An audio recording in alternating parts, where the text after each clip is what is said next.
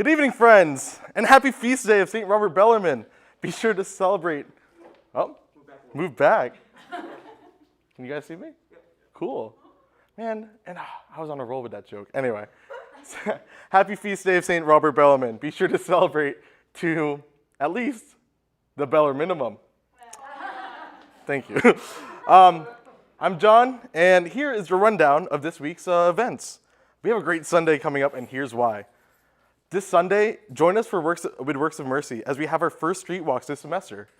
Street Walks is an event where we'll be walking around DC in small groups and engaging in socially distanced conversation with the homeless men and women of the area. We'll be meeting outside this chapel on Sunday, September 20th at 10 a.m.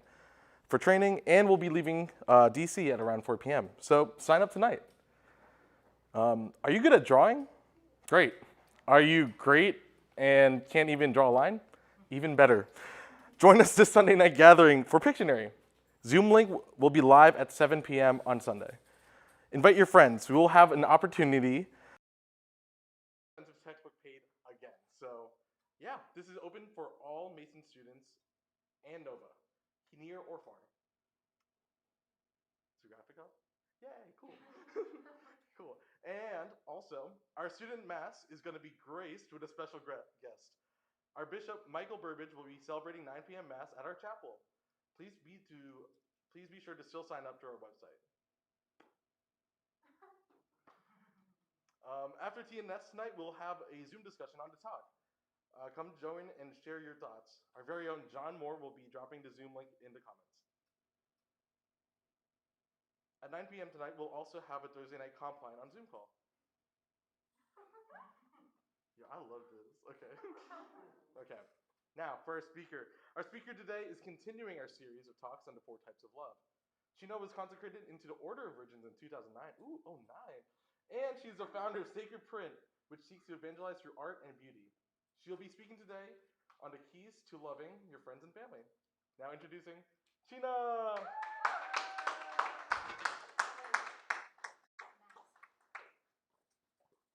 Here? Never know. Get my microphone. Sorry. Awesome. Great.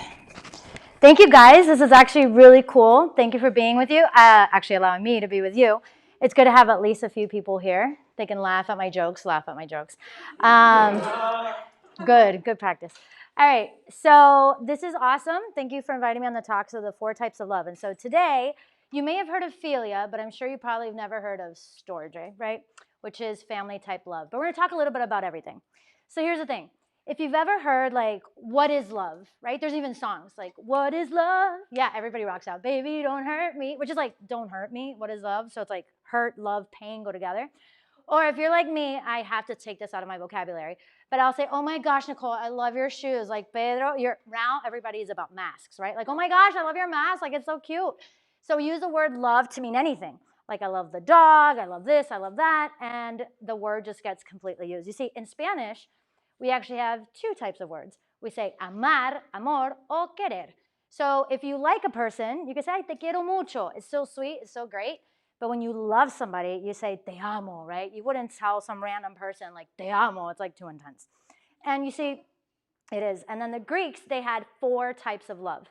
And so today, we're actually going to talk about 2. I know that you guys have been talking a little bit more. So we know eros, which is that erotic love and all that great stuff. We also have storge, which is that family love, the natural love of a mother for a son, the father for a daughter, all of that beautiful things, right, which we're going to talk about today. We also have philia, which is that beautiful love of friendship, which we're even going to do kind of like an examination of conscience to kind of figure out, like, am I a good friend? Do I actually really love? And then agape love, which, is that the last one that you guys are going to talk about? Or if you've already talked about it, it is amazing, right? Which is that Christ-like self-sacrificial love, okay? So let's talk a little bit about that storge love. So this is a love that's a natural attraction and natural affinity that you already have because you're born within a family. And so just by being born within a family, in theory, we'll talk about that, right? There is this natural affection that you have for your family members and for your kin. Now, it's easy to take it for granted. I know that I do this all the time, unfortunately, with my sisters. I can be mad at them, don't do this. But sometimes I don't even ask forgiveness. I'm like, whatever, she's my sister. She has to forgive me. That's fine. Well, no, right? It's not that way. So we're going to take a look at this about it's true that we have this natural love of family, affinity, attraction, affection. But what happens when that's not there? Right? And so first of all, let's just define terms again, and let's remember that love really is to desire the ultimate good of the other person. And so let's take a look at that a little bit more deeply. So we said that storge love is that love of family, but that love of family is also sacrificial. One of my really good friends just had a baby. And I love her to death. She's very cute and very funny, but she's like, Miss, I don't like pain. I don't like anything. So when she got pregnant, I was like, this girl is going to, I don't know what she's going to do to give birth. Like, she's going to pass out and die. Because anything, like paper cut, is like, oh, drama, right? So I was like, how is she going to do it? You know, I was like, the Lord, the grace, I don't know. So anyway, long story short, she was amazing. Like, she had 24-hour labors, like 6 hours of just pushing. It was intense. Like, intense what she went through. But seeing her being so strong, right, that natural mother instinct that came once she actually saw her son, it was like fierce. It was intense, and it was so beautiful to see that that was there. So it's not just, as we know, love is not just based on emotion. Because think about this. You know, if love is just an emotion, which is what most people say, it's just a feeling, and so I know I'm in love because they walked in the room and like, ooh, love. Well, no, love is actually an act of the will, right? It is a choice. And so even though the feelings are not there, you still choose the good of the other. So imagine her. Do you think at 2 a.m, when her little son is crying and screaming, she's like, oh, joy, I've slept an hour, I'm so excited, I get to breastfeed you. Yes, like, no, there's no way. And then she gets to sleep again. She was telling me that it takes an hour to feed him, between feeding and all that. Then she goes back to sleep, and then when 2 hours, she wakes up again, and she's like, yay! Like, no. So there is a greater depth. Yes, there is that natural affinity of mother and son, right? But this stronger love needs to come in to build that up even more. We can't just stay where that's at. Think about a young person who's taking care of their aging parents. Think about siblings. So I have older sisters, and they were like super popular, and everybody loved me because of them. And it was funny because my sisters, like, if anybody would even think of bullying me or saying something, like my sister, she would come up and she's like, excuse me, you mess with her, you mess with me, right? So it's like this natural love of like protective and all that stuff. And that is great when you have an amazing family. Like you see St. Therese, she would say that she would just see her dad praying, and she's like, I knew what the saints prayed like. Like, wow, that's amazing. And some of us, you know, maybe dad isn't at home like he never was, or maybe you have a really toxic sibling or an uncle who's a nightmare, you know, and you're like, Gina, this sounds great, but that natural affinity and affection, like, no, Thanksgiving is a nightmare in my house. Like, what do we do, right? Well, here we come again. Here comes this love is an act of the will, not just a choice. So I may not choose my feelings, but I could totally choose my actions.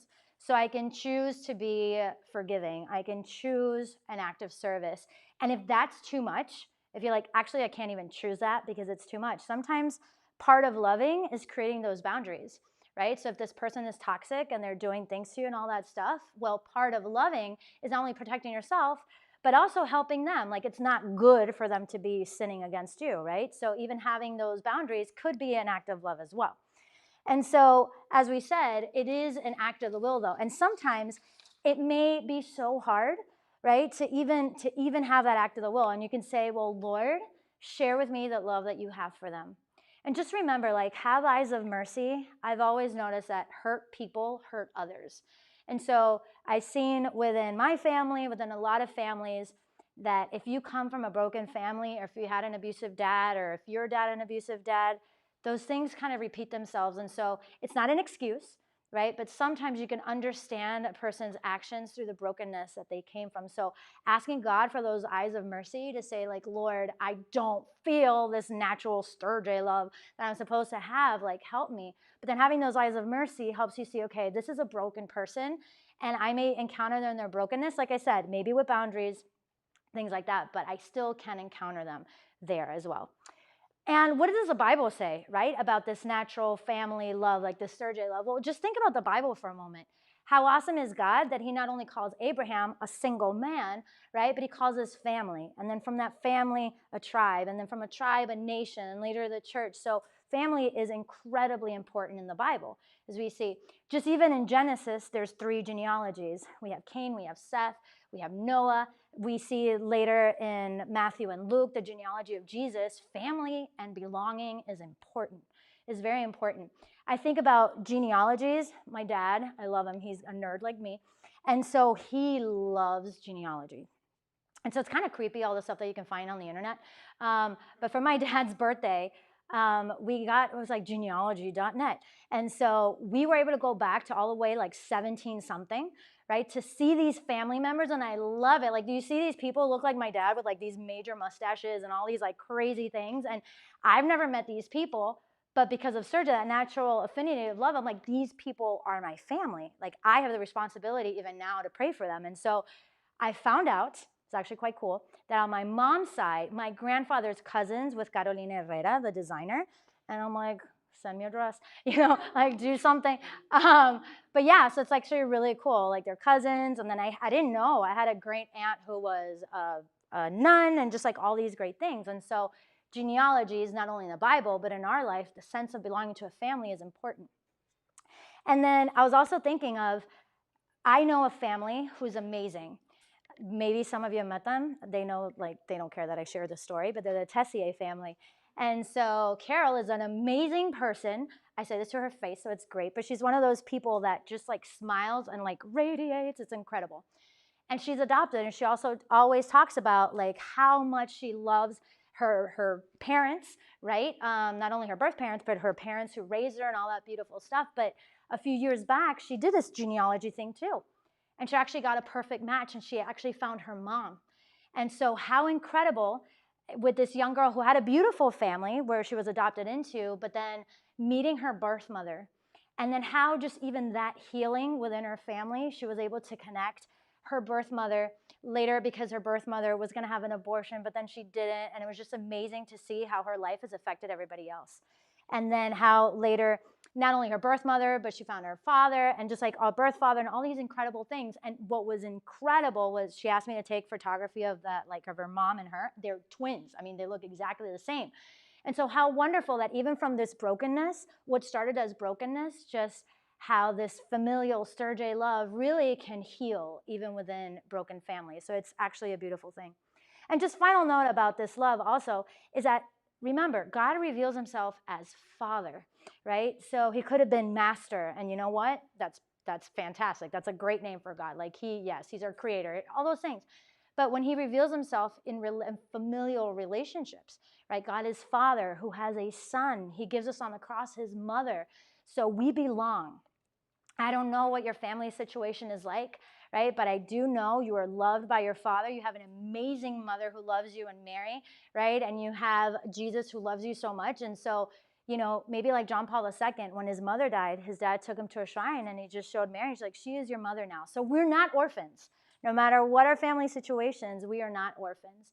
And so the need to belong, God has given it to us in our families. Not only that, but also in the family, great family, which is the church.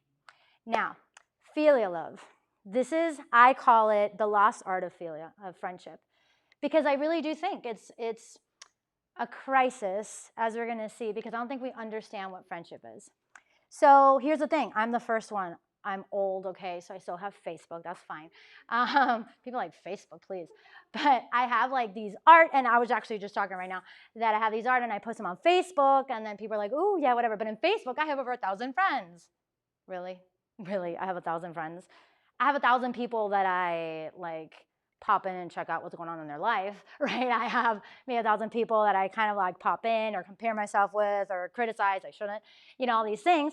But friends, not really. So we call anything friends. So let's recapture.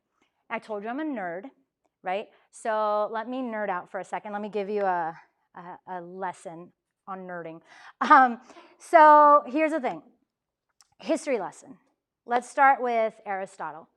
Okay, brilliant man. He talked about 3 levels of friendship. And so the first is friendship, what he calls based on utility, where both people derive some benefit from each other. Okay? Now, again, it's that utility. So sad but true. In Venezuela, not Minnesota. People, when I say Venezuela, they think I say Minnesota. In South America, Venezuela. I don't know why. I had a friend, and she was the smartest girl in my class. So, of course, she was my friend. She was my friend during midterms, right? And then the rest of the time, she wasn't, much my friend. And it was definitely based on utility. Like, she was very smart. She could teach me things better than anybody else could. So it was sad. I mean, she was nice. I don't think I was conscious that I was like using her or whatever, but yeah, it was definitely based on utility. So that's level 1 of friendship. It's not really like authentic friendship. 2 is friendship based on pleasure, where both people are drawn to each other's wit, good looks, sexual desire, whatever, but it's just based on pleasure. And so it's a little bit of utility, but it's also pleasure. It doesn't have to be only like sexual, but it can be, oh, this person is a great musician, this person is a great artist, so we share pleasures together. And so especially when we get later to the sexual realm, we can think, oh no, that's love. We're both consenting, so it's love. But no, like mutual use doesn't make love, right? And so what we begin to understand then is that a friendship based on utility and a friendship based on pleasure can't really be lasting. Okay, bad people can have those types of friendship. Bad people can have friendship based on utility or friendships based on pleasure. And so that's not what authentic friendship is. Notice, we're not even talking about you moralists, Catholics, Christians. No, this is Aristotle, okay, who's saying this. Look how beautiful how he defines true authentic friendship. I'm going to read it. He says the third is a friendship based on goodness. And he says this: goodness is where both people admire each other's goodness and help one another to strive for that goodness. And he says that this is the highest form of friendship. So it's not based on utility. It's not based on pleasure, because those things can leave, but it's based on the other. It's based on goodness, which just makes total sense, because remember, this is a type of love, and love is to want the good of the other. And so this friendship based on goodness is the highest form of friendship. And so he says something that's really interesting. He says this kind of friendship, he says, it's only possible between good people that are similar in virtue. Right? So like when you're similar in virtue, when you're striving for virtue, that's when this authentic friendship could actually happen. Because if not, there's always going to be that need to like use or that temptation for pleasure. But if it's based on virtue, it's based on goodness, then you have a really excellent friend. And then the other thing is, Aristotle says, again, it's that reciprocal goodwill. So I want what is best for you, you want what is best for me. You know what's hard? What's really hard to tell your friend, hey, I love you, and because I love you, this person is not good for you, or this action is not good for you. Or the opposite, for somebody to say that. If they don't say that, then that's a problem, right? Because they don't care enough for you to actually speak truth to you in love, right? In love, but to be able to do that. Now, here's interesting. It's just almost like an examination of conscience, and to say, let me be serious. Like, even a boyfriend-girlfriend relationship is also based on friendship. So you have to ask yourself, if I am honest, is my relationship, is my friendship, is it based on utility? Is it based on pleasure? If we stop doing X, Y, and Z, would this person still love me? Would I still love this person? Would that friendship still exist? Right? And so you begin to see, okay, is it based on goodness? Is it based on use? Is it based on pleasure? And then almost like an examination of conscience to say, okay, God, help me with this, right? So that's Aristotle. Very quickly, let's talk about Augustine. He's the one that really begins to give like a theology to the form of friendship.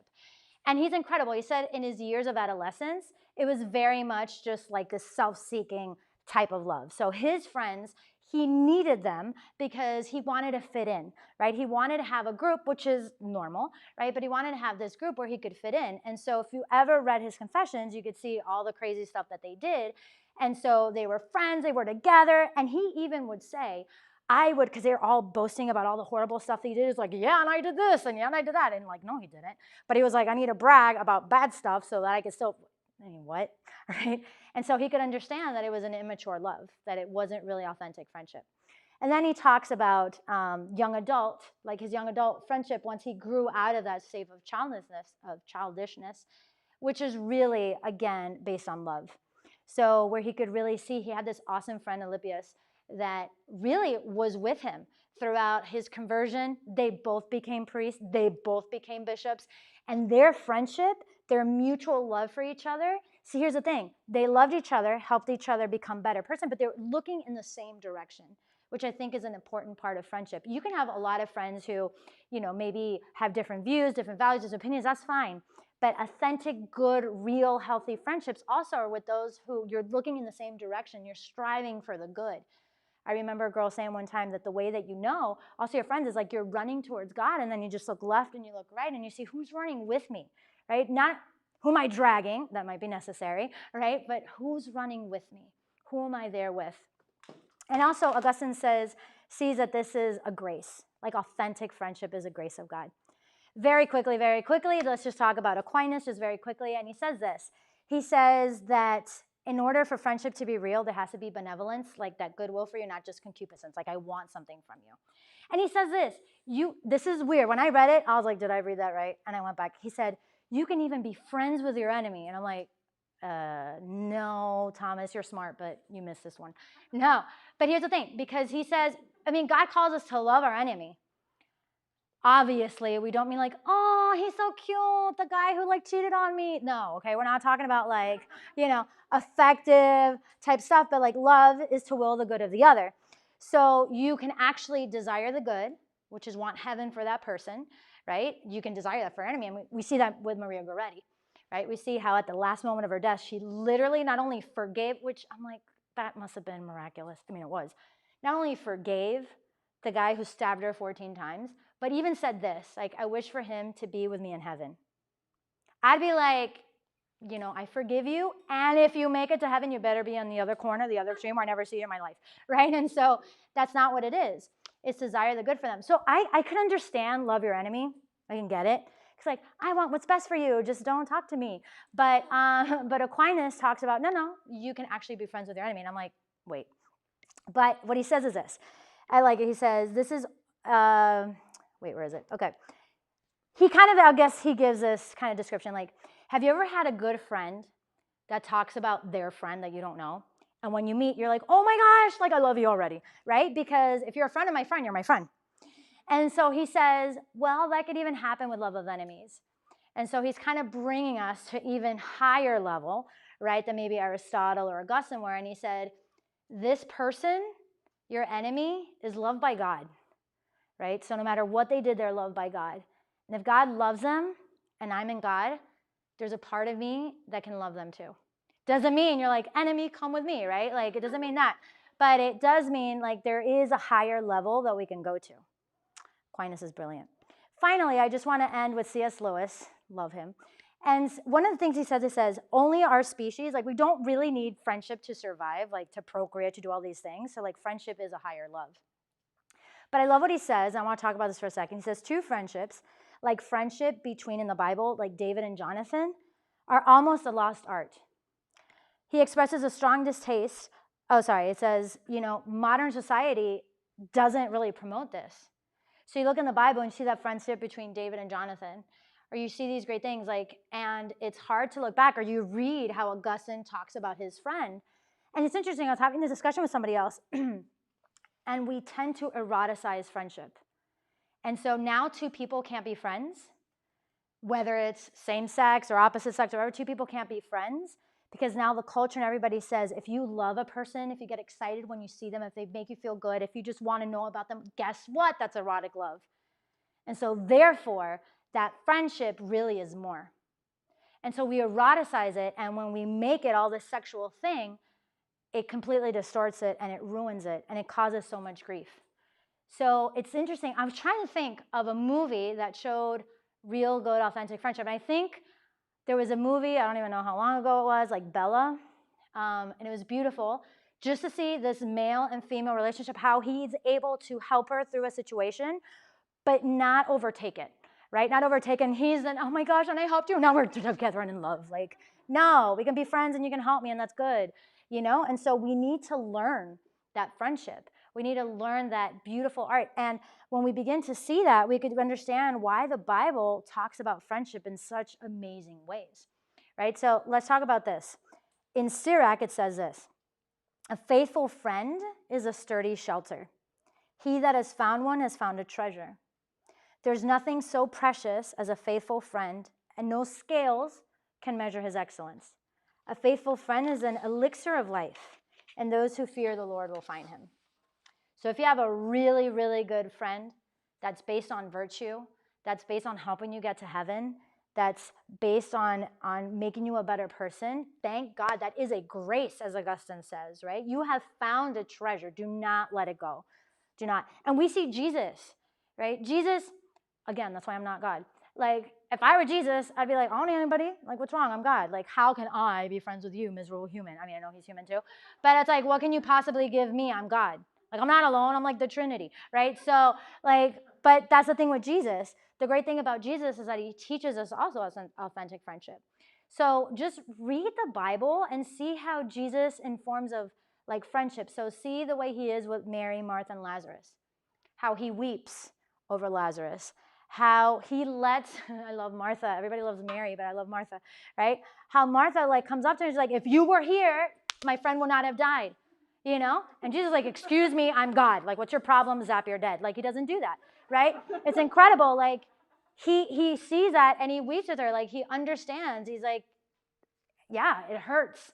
And it's, you know, it could be hard for God. Sometimes, like, when you're with a friend, like, hard to delay something because you know it's better for them. What was a bigger thing? Him to heal him, because he had a fever, or him to raise him from the dead, right? So Jesus wanted to bring something even bigger. So it's friendship. He had the 12, right? So his 12 disciples, his 12 BFF. And like any person, yes, he had his 12, but he had his inner 3, right? So Peter, James, and John. And so he had his inner core. And he was grieved, man. When he was alone in Gethsemane, like praying, he's like, why are you sleeping? Like, I need you, right? And they were asleep.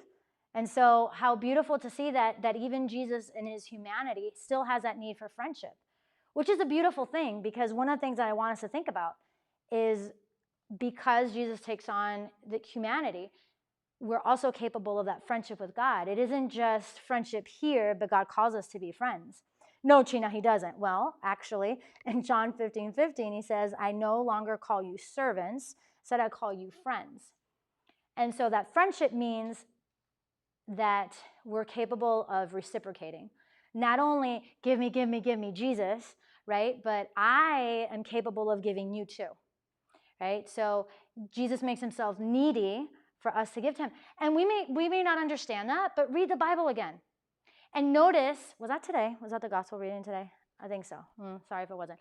But when they were talking about that he goes into this house, right? And was it today? I think so. That that the woman breaks the alabaster jar on his feet. That was today? Okay, good. See? I was like, I have it all confused. So today, she breaks an alabaster jar, this sinner. I want to talk about that for a second. Alabaster jar of perfume on his feet. And everybody's like horrified because he is a friend with sinner, which again, we'll get back to that in a second. They're horrified at that. But Jesus says, I came into your house. I mean, you didn't even wash my feet. Like, you didn't even give me water. So those lack of attention to God, Jesus feels it. When he heals the 10 and only one leper comes back, Jesus is like, where's the other? So it's not like he doesn't care. He feels that lack of response to his love. And so are we the type of friends that Jesus is like, I just did all this. Like, what about me? Like, what about my friendship? Like, I need you too, in that sense, right? In that sense that we could say that Jesus would need something. And again, I don't want to get too theological and philosophical, but it's really interesting to look at the use of philia and agape in the Bible. So with philia, again, when Jesus Christ is described as being friends with sinners, like they accuse him, like you are friends with sinners, Matthew 11:19, philia is a word that's used, this friendship. So he's not just friends, like I'm a Facebook friend, like I sent you $2, good luck for you. No, like he is friends with sinners. It's really interesting. I know that there's different understanding of this, but if you were to read in Greek, at the end in John 21, when Jesus says, Peter, do you love me? Right? He says, like, Peter, do you agape me? And I love Peter. He's like, Jesus, I philia you. That almost is a joke, philia, but anyway. Said it and it sounded funny. So philia, right? So like, do you love me? Do you agape me? And Jesus is like, Jesus, I love you. Like, I philia you. I friendship you. And then he's like, okay, take care of my, sheep. Then again, Peter, do you agape me? And Peter's like, Jesus, I philia. Like, yeah, And then again, just asked him 3 times. And it's interesting because Jesus, the 3rd time, he says, Peter, do you philia me?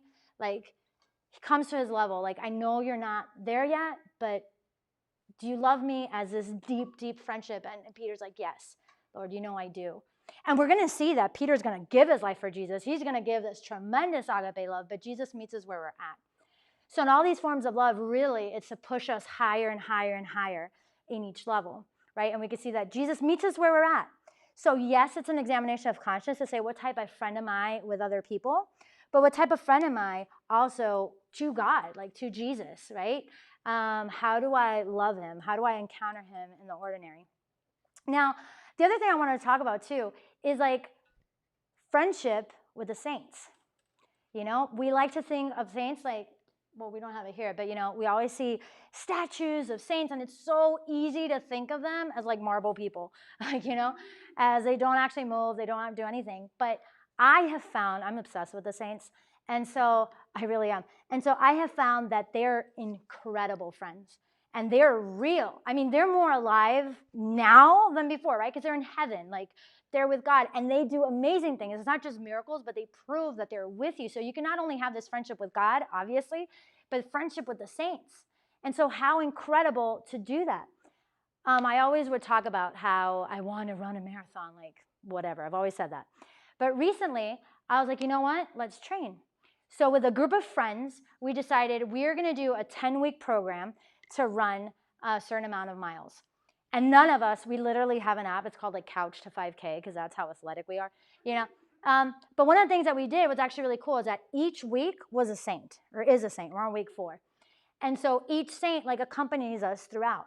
And so it's beautiful because we have what they talk about, like the words. For example, I was sorted into a group of Catherine of Siena, and I've been amazed to know, just I knew a little bit about Catherine of Siena, but learning more about her is spectacular. Seeing all these people, how they're having these encounters with the saints are real. Saints are real, and they want to have a relationship with you, an authentic friendship with you.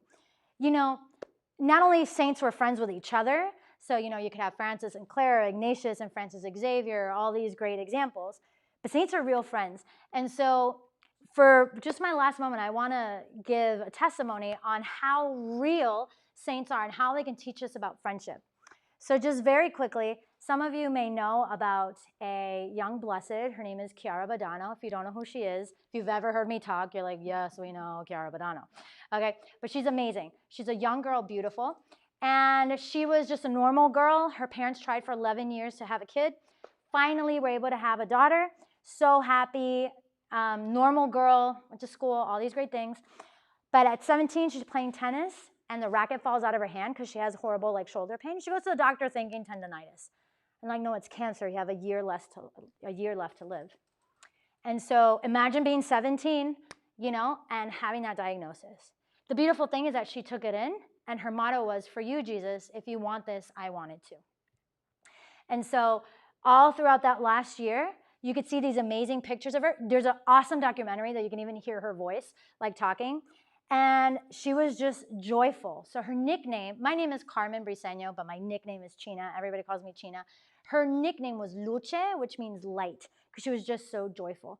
When she died, so this is not a religious sister. She didn't go on missions. She was just a normal girl who accepted her disease and offered it back up to God. She was so beautiful because her last words to her mom was, remember, she's Italian, so she's like, ciao, you know, be happy because I'm happy. You'd be like, what? Like, you're dying. Like, how can you be happy, right? But no, she had this deep friendship, relationship with God that she knew where she was going. Now, when I say this is that I've always admired this saint, and I think she's spectacular, but when I knew her friendship was when my best friend, who was only 29 years old, was diagnosed with horrible terminal cancer. And so colon cancer at 28, 29 is super aggressive, was for her. She had several families who have died of colon cancer. Now, the thing is, before she gets diagnosed with cancer, 2 years before, she did an amazing retreat called Cursillo. Part of Cursillo at the end is you're invited to join a small faith community and to get like a saint or an advocation of the Virgin to be your group. So we chose Luce before we even knew anything about Pammy's cancer, like 2 years before. But here's the thing. We always pray to Luce because we loved her. But when Pammy got diagnosed with colon cancer, we're like, wow, Chiara really chose us, like really chose Pammy. Turns out that we freaked out because we were watching the documentary. Pammy and Chiara were diagnosed on the same day, March 14th. And so what was incredible is that we were praying through her intercession and all these things, and Pammy got her first surgery, and we were worried because we're like, we don't know if after this she's going to have to get chemo and all that stuff. And so her surgery was successful. We're so happy. We're like, thank you, Kiara, yay. So about 4 or 5 months later, they're like, oh, there's a spot on your liver. I was like, oh, what's that? So she goes back, and I'll remember this. This is how crazy I am. So I'm calling Pammy. I'm like, what did they say? But Pammy's not calling me back. And so I get a knock on the door, and it's Pammy. And if you've ever met her, she, through this disease and diagnosis, she just had incredible joy, which I think is a gift from God. She opened the door, and she's like, it's cancer. Like, again, it went to her liver. So now it's stage 4. You know what my reaction was? This is how horrible. Like, I love Kiara. I literally just blurted out of my mouth, Kiara, you're fired, right? Because I was like, what are you doing? Like, what are you doing? Like, you were supposed to help her. Like, no. And then she had to go through chemo. But what was beautiful was to see how Pammy took that. So every chemo that she went on, she would offer it for somebody. When they did her surgery, when they did her liver surgery, they put staples. And it's funny because she was like, do you want to see my staples? I'm like, that's disgusting. Yes, I do. And it was like horrible. But it's like one of those things that you're like, But it's incredible to see how close Kiara was to her, because I could hear Pammy always saying, if you want this, Jesus, I want it too. If you want this, Jesus, I want it too. And so when we were talking about her staples, that was a time of all the horrible scandals in the church with Conor McCarrick and all that stuff. So one of the amazing things with Pammy, she's like, I'm going to offer each staple for one of these horrible priests that are doing all these things. Love your enemies, right?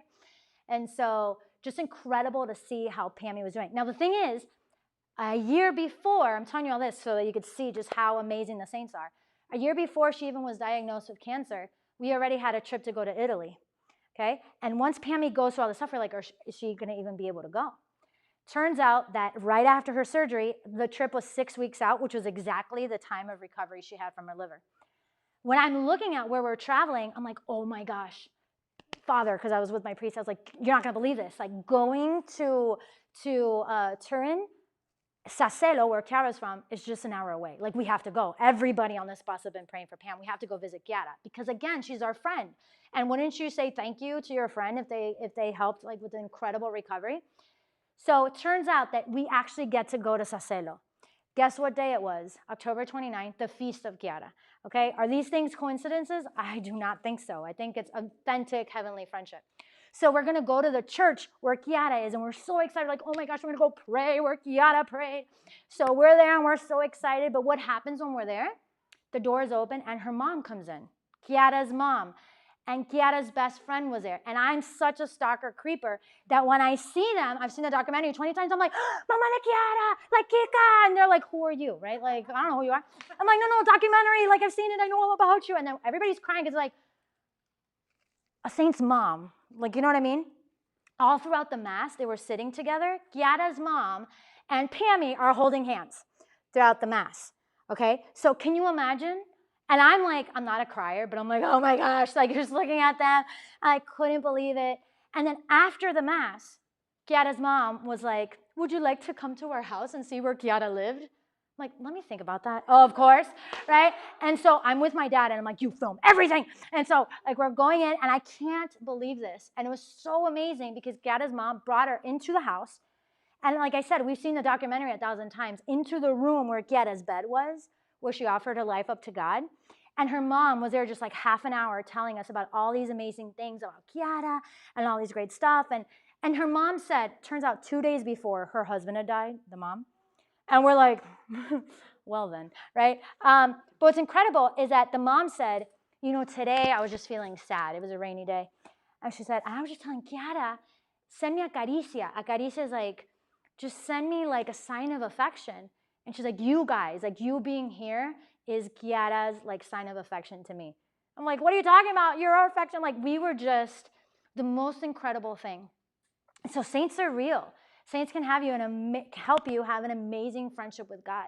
Where would I be without Saint Therese, without John Paul II, without Jose Maria Escrivá, who teaches me how to, well, tries to teach me, I'm kind of stubborn, right? To live holiness in daily life. I mean, it's literally on my phone. I don't have my phone with me, but my wallpaper is Jose Maria Escrivá. And there's this saying that says, a saint is a sinner that keeps on trying. I'm like, then I can be a saint, right? Because I'll just keep on trying.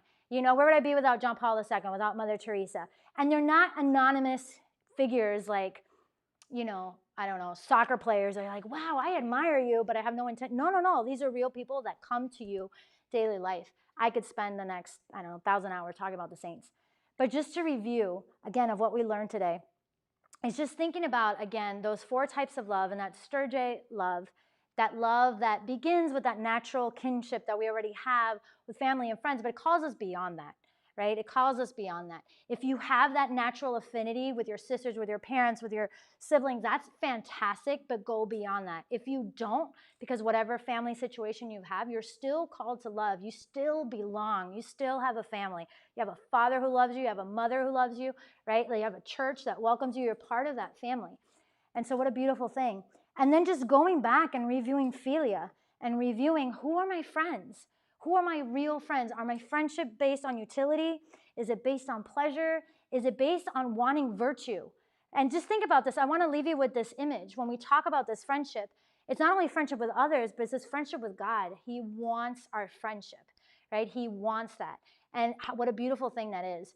And as you think about your friends, as you think about your significant other, I don't rock climb, but I think it's cool. And so I've seen people, I don't know what it's called. I'm going to call it tandem climbing. That's not the right term. But have you ever seen when people climb and they have ropes that are connected to each other? You know what I mean? That's the image of friendship, right? The image of friendship of we're going to the heights, like for Giorgio Frassati would say, towards the heights, verso lo alto. We're going to the heights, and who is with you? Who is helping you climb up? Are you just with people that you're climbing and are just dragging you down? And it's nice to bring people up, to help them up, but you need that support to walk, and you're no, we're all looking the same direction. We're all heading this way. Those are your friends. The ones who challenge you, the ones who make you better, the ones who you can be like, man, I was like this, and now because of our friendship, because of what God is doing in you and in me, I'm becoming a better person. So what a great thing. All right, I've talked for a long time. But also remember, by the way, that saints are your friends. They want to be your friends. I'm sure that they're in heaven but ask me for a favor, right? They want that relationship with you. So why don't we just end in a quick prayer, and then I know we're going to do a transition. And then if you have any questions by this lovely fireplace, I'm glad to talk about it and answer that. In the name of the Father, and of the Son, and of the Holy Spirit, amen. Dear Lord, thank you so much for the gift of love, how you always call us out of yourself. Help us to love, appreciate, and sacrifice for our family. Help us to be authentic friends to others and to you, and to be open to the friendship with the saints. Help us to remember that we belong to you. We're not orphans. We have a family who loves us. We have a church who loves us, and we belong. We pray that our life and the way that we love could give glory to you. So let's pray together. Glory be to the Father, and to the Son, and to the Holy Spirit, as it was in the beginning, is now, and ever shall be, world without end. Amen. In the name of the Father, Son, Holy Spirit. Amen. God bless you.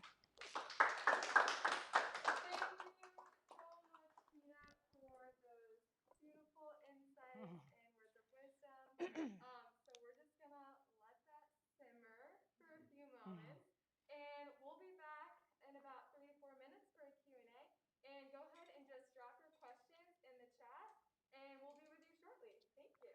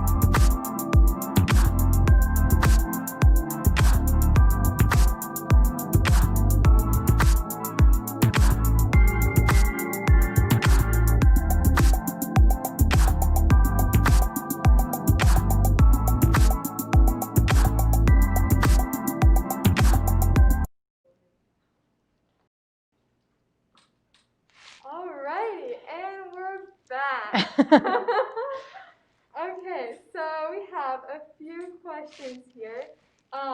First of all, I was very captivated when you started talking about the saints.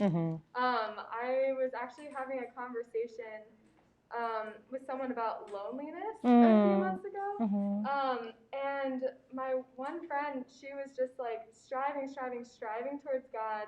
And I remember in your talk you were saying about just when we look at Jesus and we run towards him, our friends are the ones who are on our right or our left. But sometimes, like, we look to our right and our left and we don't see anyone. Yeah. And so I was talking with her about this, and she was saying that actually in college she discovered friendship with the saints because at the time she didn't have that with people here. So I was just wondering, for someone that doesn't pray to the saints yet or really think about that all that much, any tips on how to develop those friendships with our heavenly friends? Yeah, no, that's great. Well, obviously you can't love what you don't know. And so I think for me, it was great to like really coming to understand who are they. So for example, one time I was going to like Catholic News Agency or a story showed up and I heard about Kiara. I'm like, who's this girl? And I think in our heads, we think that the saints were like, I don't know, 1400 years ago. But there's so many saints that are happening, like that are coming up. So even if you're like, what's this about? Literally write young adult saints. And like, for example, if you were to hear about Pier Giorgio Fossati, and if you're into exercise or athleticism, like you see these people and it's incredible. Or Chiara Petrillo, she's one that's going to be blessed soon. So there's all these young people who died just a few years ago that you begin to learn about their life. So I would just start out there. Like sometimes just say, okay, saints who were young, saints who were married, saints who were single, saints who struggled with blah, blah, blah. For example, I love Therese, but not a lot of people know about her sister Leonie. Her sister Leonie is the only other one out of all of her saints, of all of her sisters, who are basically saints, whose cause is open. And she struggled with mental illness. She struggled with loneliness. So she went through what a lot of us are going through. So I think whether it's looking for specific saints or looking for saints who struggle with this, and all of a sudden you realize their life has something to teach me. So Google is a great resource too. Yeah. Yes, I love that. Yeah. You don't love what you don't know. Yeah. Do you have another example or story of like when you've seen a saint working very clearly in your life? Oh, yeah, like 1,000, yeah. So this is going to sound like bragging, but I don't mean it. Many times. But I've been very fortunate to go to places where the saints have been buried or lived. So last summer I was able to go to Lisieux, right, to see Therese. And it was just amazing seeing how something that I was struggling with, it was precisely at that moment where it was like one of her words that was in the comment what they showed. It was like, that is exactly an answer to my prayer. And Therese is one of those, I mean, Therese gets used a lot, and I don't mean in a bad way. People are like, send me a flower, right? And so, but she has done that to me in crucial moments. Recently just happened. I was like, I shouldn't ask, but you know what? If you're not busy. And it was amazing because it was the last day, the last moment. I wasn't even thinking about it. And my friend, who never does this, left me a flower just on my table. And I was like, Therese, thank you. You know, and it's not because no saints don't love me. They didn't send me a flower. They didn't send me a dollar bill. Like, it's not that, but it's all these moments. I've seen that when my sister got horribly sick, that she had a brain aneurysm and she almost died, it was our Feast of Our Lady of Lourdes, who's the world patron of the sick. So it's like, it's not a coincidence, you know, that like these days, these important days, like the Virgin was specifically there, you know? And so all these little moments, or I may be thinking about Saint Jose Maria Escrivá, and somebody's like, oh, have you heard of this saint? Here's a medal. And I'm like, oh, creepy, you know? But if you have eyes to see, you will see. So yeah, I mean, I can go on and on, but.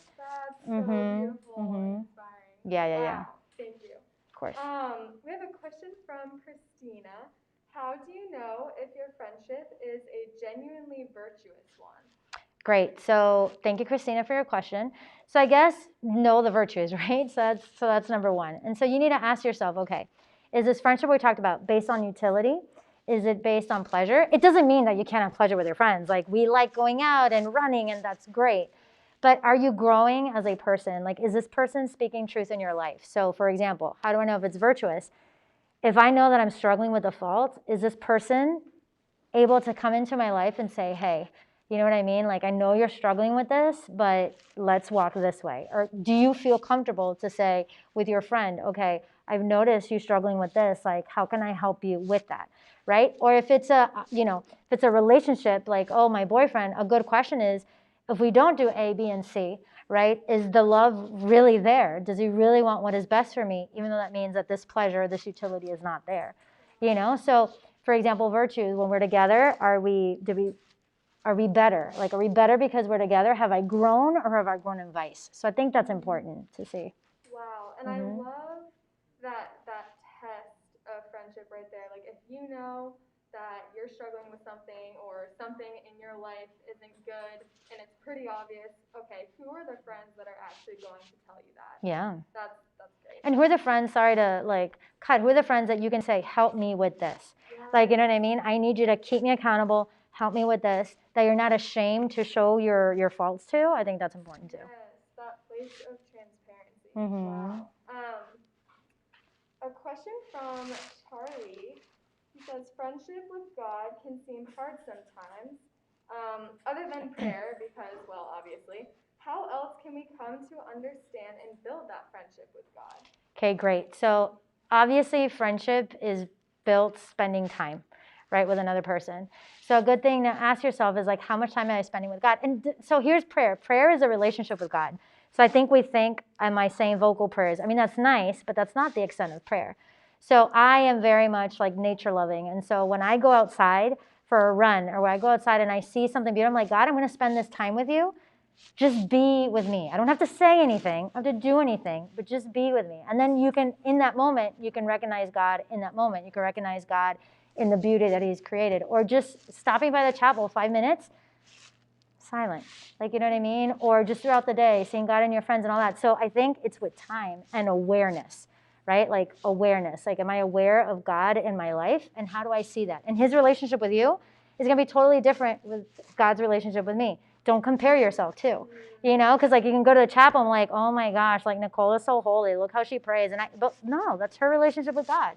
Mine is different. And so what does that look like? And let that be your own. And discover that if you don't know what that looks like. Yes. And I think it's so important to emphasize that uniqueness. Yes. And that's something that I've thought a lot about too, like, oh, I want to be special, I want to be unique, but we want that with our friendship with God. Yeah. And so I think to really embrace that and to not compare is just so important. So thank you. Yeah, no, of course. That again. Okay. Another question from Jane. Any advice about how to have difficult conversations with our friends? Yes. Thank you, Jane. And that means that you're a good friend. If you have to have a difficult conversation, it means you're a good friend. Number one, you're not allowed to talk to people about difficult things if you don't love them. So obviously, if they're your friends, you love them. But you don't go to correct a person if there isn't love in your heart. So that's number one. And love is to want what is best for them, right? So that's number one. Number two, pray before it. Like pray beforehand. Pray, I know this is going to sound weird maybe for some people, but whenever I have to have a difficult conversation, I think number one, okay, is this a pride thing? Is it because of this? Or is this is for their good? And then, also like I pray, like, hey, guardian angel, like also open their heart to what I'm going to say. And then imagine that it's you. How would you want to be corrected? Like, how would you want somebody, if they're going to bring this up, how would you receive that? The gospel talks about the seed that falls to the ground and sometimes it doesn't bear fruit, right? Like the bird comes, the other ones grew in wheat and the rocks. Well, the only one that gave fruit is because the soil was ready. So how is your friendship with that friend? Like, have you invested enough so that when you speak to them in love, they actually know you care? So they're going to receive what you're going to say? Or are you just going to be like, I need to tell you and I'm your moral police? Like, so you have to see, like, have I invested with this person to speak truth where they're going to receive it, or is it just going to be thrown and taken away? So have love in your heart, pray for it, and then ask yourself, how would I want to receive it? And then have I invested where this person can actually hear what I'm going to say? Right. And that's a lot of forward thinking. Yeah, it is. Yeah, it's true. If it's difficult, then it's worth the time, right? Right, definitely. It deserves that. We have a question from Daniel. How should we approach cultivating a virtuous friendship with people who want it but are difficult to talk to? Yeah. I wonder what the situation is that they're difficult to talk to. I think also I've noticed people, it's good, this is a whole nother talk, but know people's love languages. So I've noticed with other people, I'm very much quality time, but that's how I receive love. But maybe somebody else, it's service. So I remember with a friend, it was like difficult to talk to them or feel like loved by them and stuff like that. But I realized, okay, if I'm not like in your face all the time, that's not how you're going to receive love. So maybe I'd be like, okay, like when I serve you, you can see what that is. My sister was just telling me with her daughter, she's always with her, but she just wanted like some masks and she gave it to her. And to this day, like 3 days later, she's like, thank you, Mom, thank you. So my sister can hug her, kiss her and all that. And she's like, yeah, whatever, get away. But this gift, she received better. So I think if people are difficult, is it you that feel awkward or is there another way to approach that person? So not thinking about like me, but thinking about them. How are they with other people? How do they relate? And how can I like approach that in that way? You know what I mean? Wow, yes. And I love this theme of always putting yourself in the other person's shoes. Like with the difficult conversations one, thinking, okay, well, how are they going to receive this? Or talking to people that we don't necessarily connect with right away. Oh, well, what's their love language? Like really putting yourself in their shoes. I think that's awesome. All right, so one more question. You mentioned calling people out if we see something that clearly needs to be worked on, or if it's one of our friends, hey, this girl or guy isn't good for you in this relationship, just sharing the truth in that way. But is it also loving them if we don't tell them and allow them to figure it out for themselves? Okay, so that's a nice way of saying that. But I think if you're enabling, then no. So what I mean by that is if you realize, depends on the situation, like I realize this person's being lazy all the time and this is like wrong for them, but I keep on picking up and doing something like that and I'm enabling them, then yeah, let them figure it out when they have to do that. But if you can clearly see that this is going to be a disaster, then I want to be a person that I can do it. Now, you're free to smack against the wall and that's that.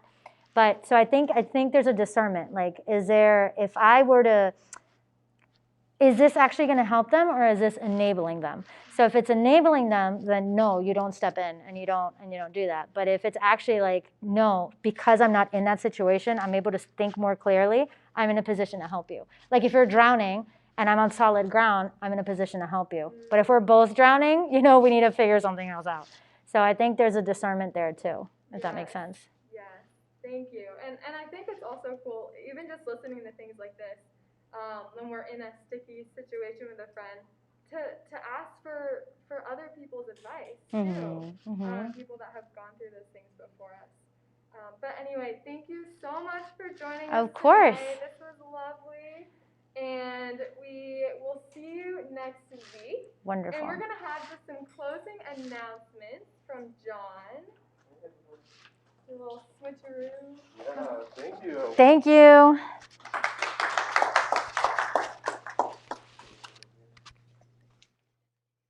this one over here. Oh, changing it up a bit.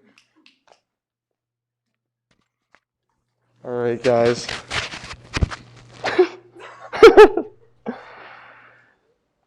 Oopsie. All right. So, yeah, thank you guys so much for joining us tonight.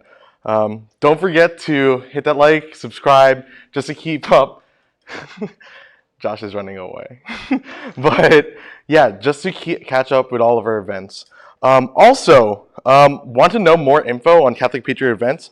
Follow and like us on Facebook. That's where we're going to be posting most of our events, and you'll be able to get all our links through there as well. Reminder that we have a Zoom discussion right after this. The Zoom link will be dropping right now. So, yeah. Also, remember that tonight at 9 we'll be having our comp line. So I'd love to see y'all there. And also join us next week for our next talk, Unleashing Eros, by our very own Nero and Sarah. Other than that, have a wonderful evening. See ya.